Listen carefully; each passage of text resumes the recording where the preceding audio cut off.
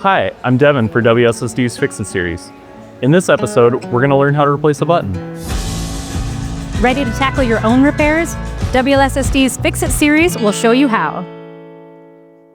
So we're going to start by taking a medium or heavy duty thread and pulling approximately 24 inches off, about to your elbow is pretty good. And then we'll double that back, and using a small scissors or thread snips, we'll just cut that. And then we'll use a needle for this, and any old needle that fits through the buttonholes but also fits the thread you're working with is totally fine. You don't need anything special for this today. So we'll thread that needle.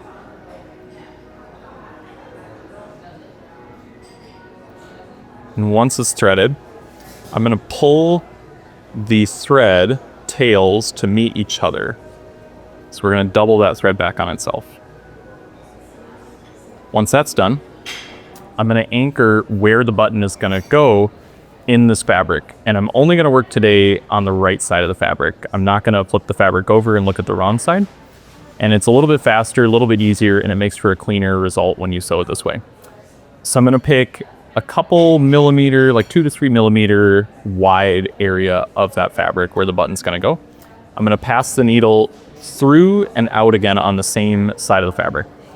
And I'm going to pull the thread through just until there's a little bit of thread tail hanging off. Probably an inch or so is just fine. We're going to trim that. And I'm going to follow that again 2 to 3 more times. And this is going to provide a really strong foundation for that buttoning. Sometimes the thread will want to snag on itself. Don't pull everything too tight. Just be patient and work with it. So I'll do that one more time just to make sure this is a really nice button. All right. Once that's done, we don't have to tie a knot or anything. We just trim the thread tail short like that. So now I'll take our button and I'll kind of like overlay it. I'll look at where it lines up and I'll line up this hole. So I'm kind of on the outer edge of my anchor and I'm lined up with a hole on that. I'll go from the back up through the front and then down again out the back of the button. So I'll do that once and then I'll work back through that foundation and pass the needle through on the right side of the fabric and just gently work on pulling that tight. Not too tight though. So once I've done that, I'll do the exact same thing I did. I'll pass the needle from the back of the button up through the front, down through the back again, and then once more through the right side of the fabric. And then there's one final round of that. Typically I do this 3 times on each set of holes. So I'll do that, back through the button, but this time I'm not gonna go exactly through the right side of the fabric. I'm gonna go a little offset from there, a couple millimeters over. I'm gonna pass the needle through the right side of the fabric there, back up through the button, down through it to the back side, pass it through the right side of the fabric once again. Oops. Sometimes it might get a little bit snagged and you just got to be patient. Investigate why it got snagged.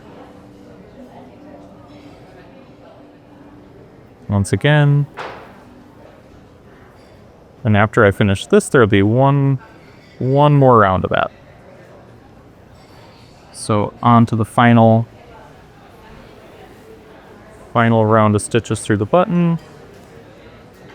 And now that I'm done with that, I'm going to take my thread and I'm going to wrap it around the button 3 to 4 times. And this will provide a really stiff, sturdy post for that button to sit on.